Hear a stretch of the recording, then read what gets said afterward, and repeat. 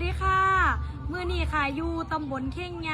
อำเภอหัวตะพานมื้อนี้มาหาพ่อแม่พี่น้อง12หมู่บ้านค่ะแต่ว่าตอนนี้เที่ยงละค่ะมากินข้าวกันมื้อนี้มีซีนหลอดค่ะไข่เจียว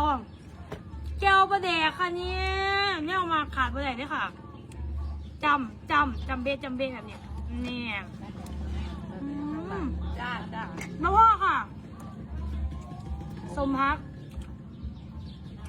เป็นแล้วค่ะ อันนี้ของแฟนพ่อตองค่ะขันแซ่บบางคุบลุก